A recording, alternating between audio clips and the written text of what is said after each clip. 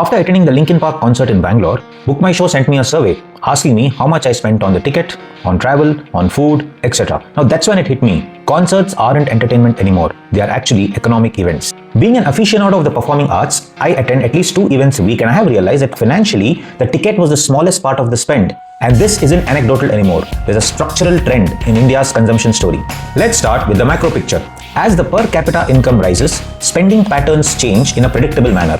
At lower income levels, spending goes into the basics: food, housing, clothing. But once those needs are met, the incremental income goes into discretionary consumption. And that's where travel, entertainment, and live experiences come in. India today is at that inflection point. Young population, rising incomes, urban habits, experience first consumption. Across tier 1 cities in India, live events have become a habit, not a novelty. In the last year, 70% of Gen Z and millennials have attended at least one live ticketed event. In 2023, I bought tickets for the Coldplay concert in the UK and made a 1-month trip around it. Similarly, in 2025, when I got tickets for the Coldplay concert in Ahmedabad, I planned a 10-day trip around it. That's when it hit me. We are not just attending events anymore. We are creating travel and holidays around them. I'm sure you also would have done that in the past 1 year. And this concept is called event tourism. India's live event market stands at a staggering 20,861 crore with a 15% year-on-year growth, much more than the global average of 8 to 10%. Globally, live music is expected to hit $33.8 billion by 2027. What makes India different is the scale. With a young population this large, even small behavioral shifts creates massive scale. Let's look at a real example. In January 2025, Coldplay's Music of the Spheres tour came to Ahmedabad. 222,000 plus attendees across 2 days from 500 plus cities. 86% of the concert goers were from outside, including me. The economic impact: 641 crore in collections, 392 crore direct impact on Ahmedabad, and 70 plus crore in GST collection. I'm not even talking about the secondary resale market.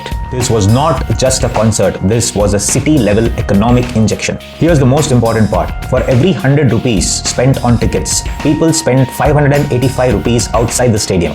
68% of the attendees bought something new just for the concert. Average spends on clothing and accessories was 4,000 rupees per person. Fashion platforms saw a 30% rise in Gen Z sales, especially sneakers and accessories, and also the travel and accommodation. So we spend 6 times more to reach the venue than what we spend at the venue.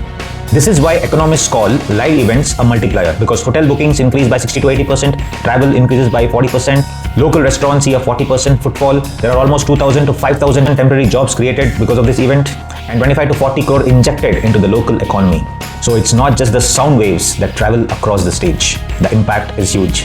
The structure of the industry also has changed. Pre-COVID, the revenue from tickets was just around 10 to 20%, whereas there was heavy dependence on sponsorships. Now, post-COVID, 50 to 70% of the revenue comes from ticket sales. Fans are paying directly for experiences. Platforms like Book My Show manage tickets, experiences, discovery, access, and on-ground execution as well.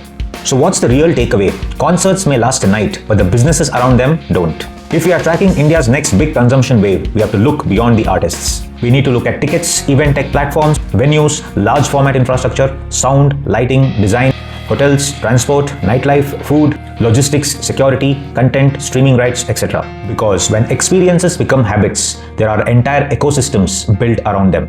And that's where the long-term story really is. Let me know what you think in the comments.